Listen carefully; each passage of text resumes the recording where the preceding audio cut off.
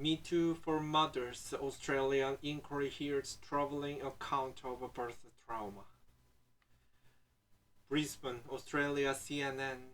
Sitting before a parliamentary panel in a bare-walled function room of the hotel on the southeastern Australia coast, Naomi Bowden broke down several times as she recounted a series of distressing events after her daughter Stella's stillbirth in 2009, having to identify her body to the police and being forced to watch the police officer put her in a cold styrofoam box and transfer her to the coroner, being kept in the maternity ward overnight, listening to the sounds of other mothers giving birth, and then hearing their babies cry.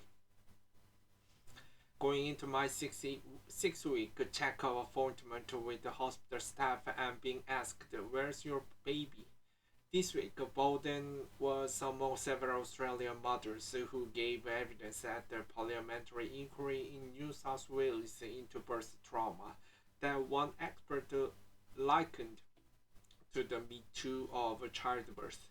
No means no, except apparently in childbirth, and it's time to change that. Hannah Dalen, a professor of midwifery at Western Sydney University, told the inquiry when it opened on Monday. This is the Me Too movement of birth. The inquiry was called after dozens of women complained about their care in one part of the state, but the deluge of submissions suggests the problem goes far wider. More than 4,000 submissions were received in just 6 weeks, mostly from mothers who say they were ignored, belittled, and denied the opportunity to give informed consent. Some lost their babies, others carried their infant home along with the mental and physical trauma for which many blamed themselves.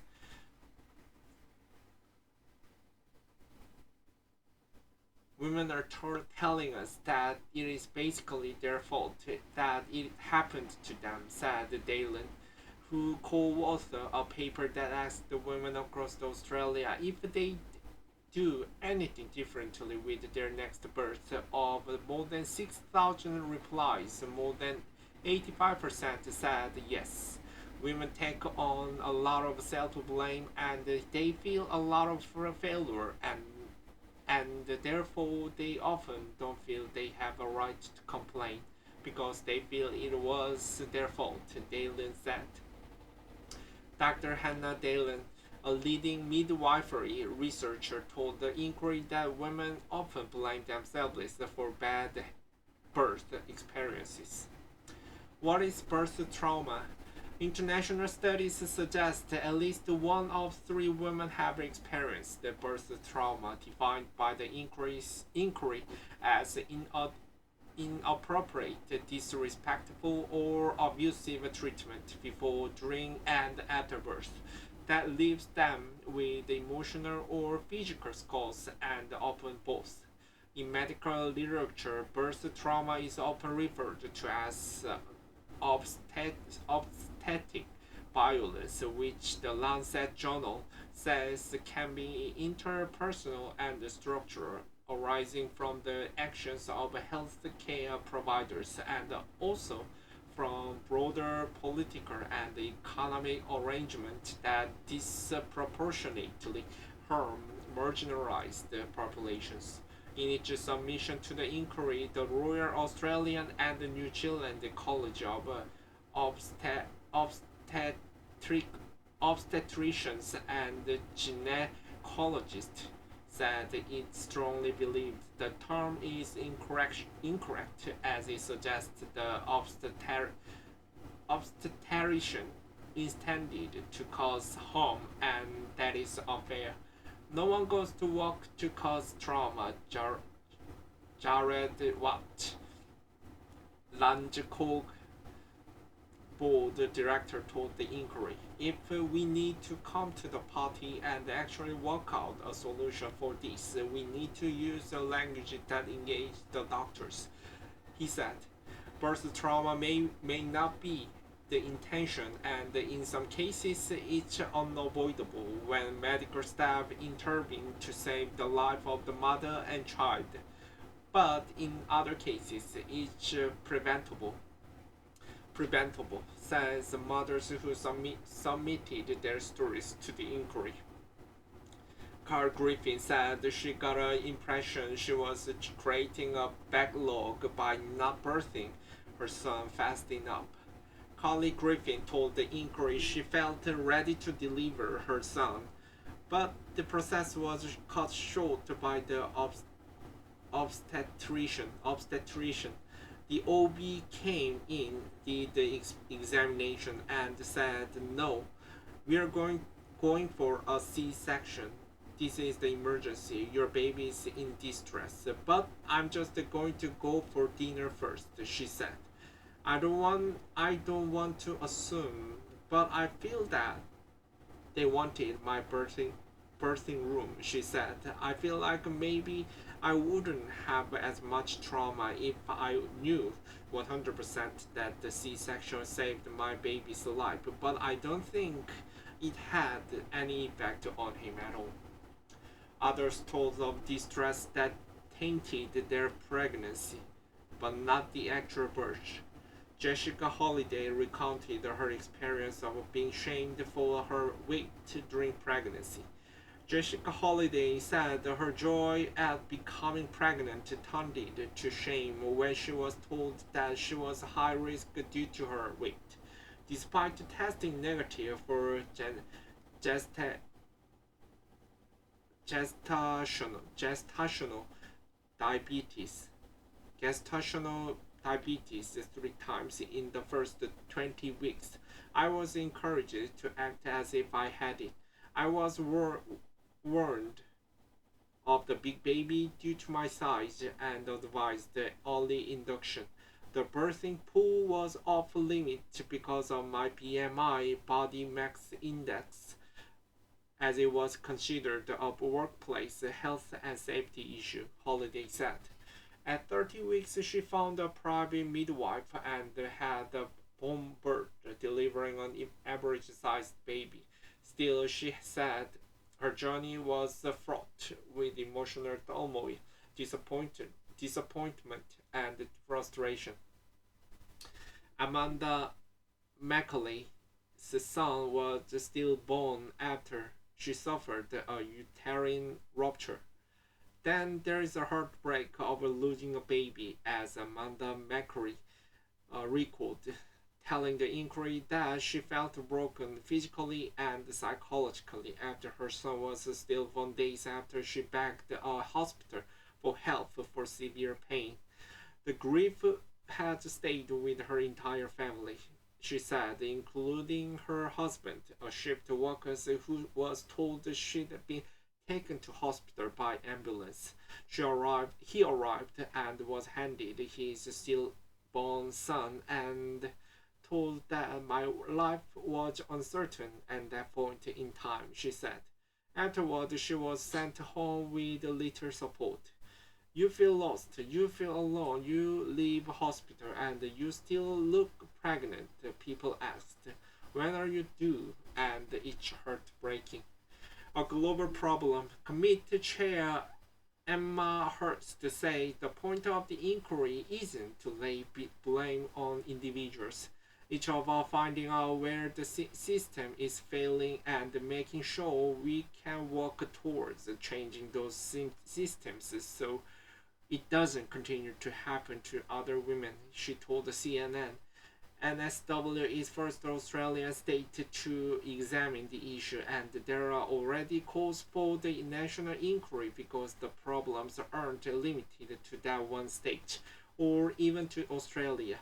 The research is showing that it is worldwide, she said. The Amy Doe founded the Austral- Australasian Birth Trauma Association after sustaining life-altering injuries during the forceps delivery of her first child in 2015. Since then, thousands of women have approached the group. The charity is staffed by volunteers that relies on donations for support and guidance.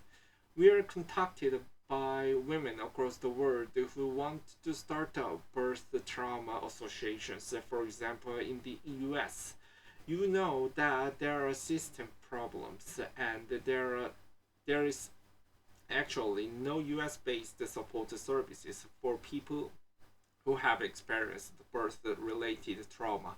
So that's our second biggest market after Australia, Dawes told CNN. Amy Dawes, founder of the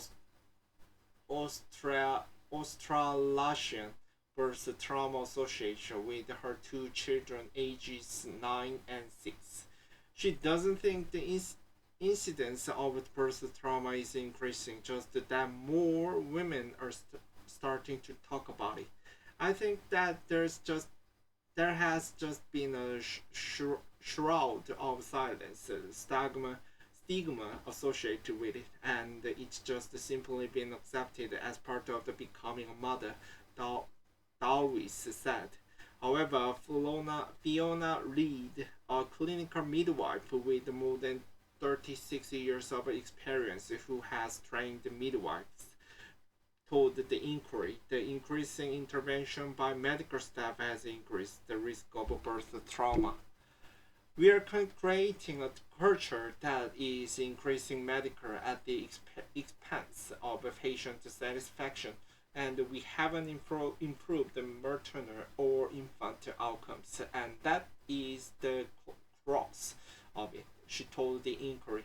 Australia has the cesarean cesarean rate of 38% according to the government figures, higher than many other countries in the Organization for Economic Cooperation and Development.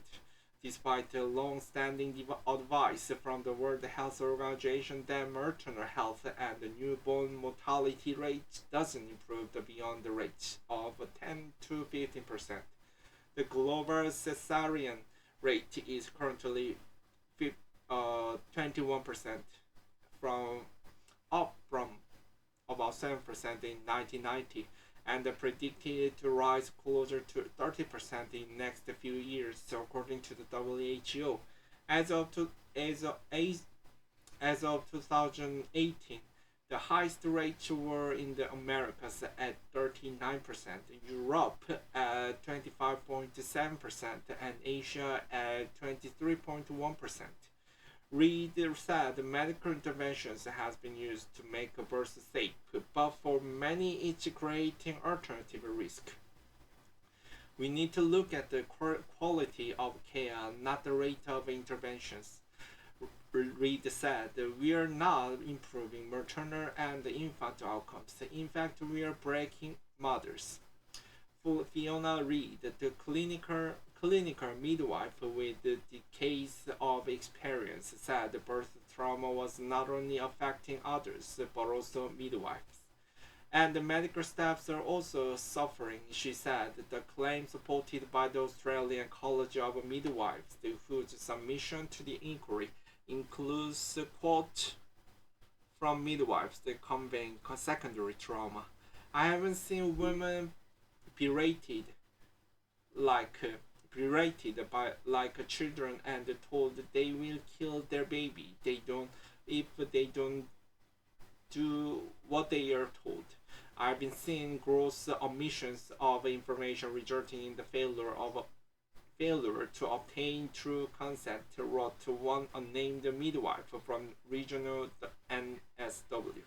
Some midwives have become so tired and disillusioned they are leaving the industry, putting pressure on the other staff who are already overworked. The submission rate said. Reed said the birth trauma will never be eliminated. It's an impossible recast. But she said attention should focus on eliminating preventable birth trauma and raising standards. So the measure of success isn't merely survival. It's an act of erasure to be told that the only important part of the birth experience is the end, the live baby and the live uh, mother, she said. We know that this is an inadequate measure of outcome. The inquiry is expected to take several months, with the final report due in February 2024.